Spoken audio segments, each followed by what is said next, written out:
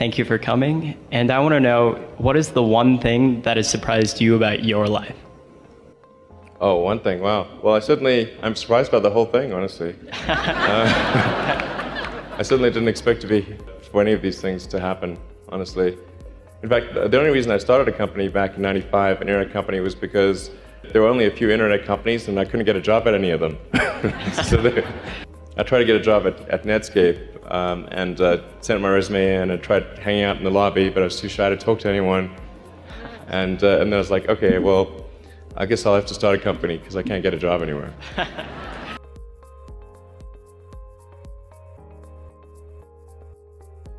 First of all, I'd say starting a business is not for everyone. Generally, starting a business, I'd say, number one is have a high pain threshold. There's a friend of mine who's got a good saying, which is that starting a company is like eating glass and staring into the abyss. That's generally what happens, because when you first start a company, there's lots of optimism and things are great. And then, so happiness at first is high.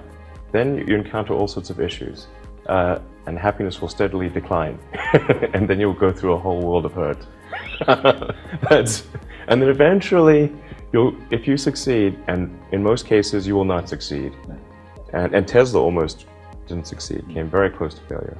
Then if you succeed, then after a long time, you will finally get back to happiness. It's very difficult to start companies and quite painful. I think that's important to bear in mind. I don't know if that's probably not encouraging. Let me put it this way, if you need inspiring words, don't do it. So you've got to make sure that whatever you're doing is a great product or service. It has to be really great. If you're a new company, I mean, unless it's like some new industry or new market if it's an untapped market, then the standard is lower for your product or service. But if you're entering anything where there's an existing marketplace against large entrenched competitors, then your product or service needs to be much better than theirs. It can't be a little bit better, because then you put yourself in the shoes of the consumer and they say, why would you buy it as a consumer? You're always going to buy the trusted brand unless there's a big difference. So a lot of times, entrepreneur will come up with something which is only slightly better. And it can't just be slightly better. It's got to be a lot better. Number three, I'd say, is constantly seek criticism. A well thought critique of whatever you're doing is as valuable as gold. And you should seek that from everyone you can, but particularly your friends. Usually your friends know what's wrong, but they don't want to tell you because they don't want to hurt you.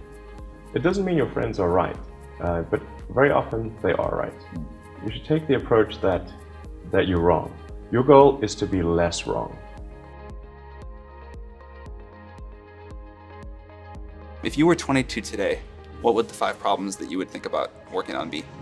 Well, first of all, I think if somebody is doing something that is useful to the rest of society, I think that's a good thing. Like, it doesn't have to change the world. Like, if you're doing something that has high value to people, and frankly, even if it's like just a little game or some improvement in photo sharing or something, if it has a small amount of good for a large number of people, I mean, I think that's fine.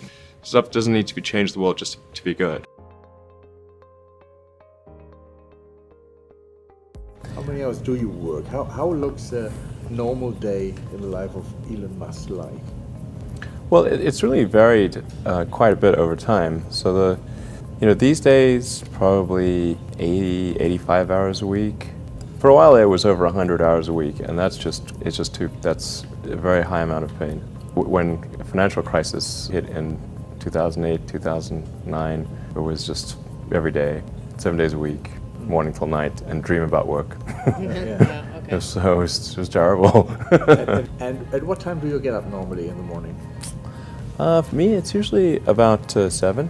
7? Okay. But I go to bed late, so usually I go to bed around 1 a.m. or so. And you start the day with a real breakfast, or just with a coffee, or with a water?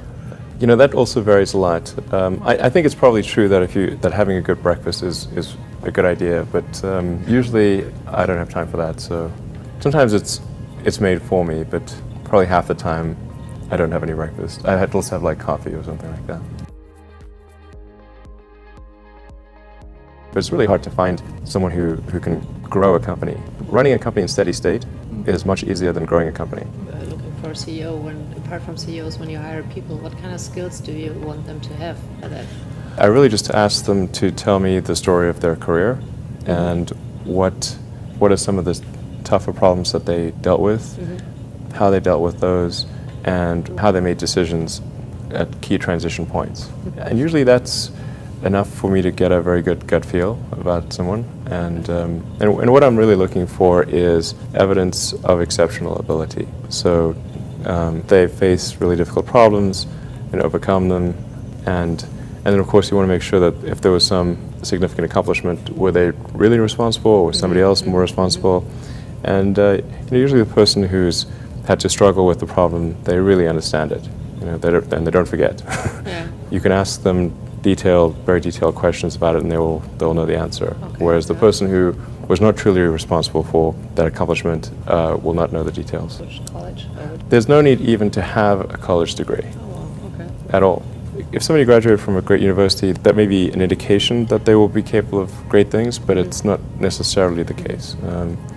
If you look at, say, people like Bill Gates or Larry Ellison, Steve Jobs, these guys didn't graduate from college. Oh, dropouts, yeah. But if you had a chance to hire them, of course, that would be a good idea. Yeah, okay. The ability to attract and motivate great people is critical to the success of a company, because a company is it's a group of people that are assembled to create a product or service. That's the purpose of a company. And people sometimes forget this elementary truth. If you're able to get great people to join the company and work together towards a common goal, and you sort of have a relentless sense of perfection about that goal, then you will end up with a great product. And if you have a great product, lots of people will buy it. And then the company will be successful. Yeah. Really, it's pretty straightforward, really.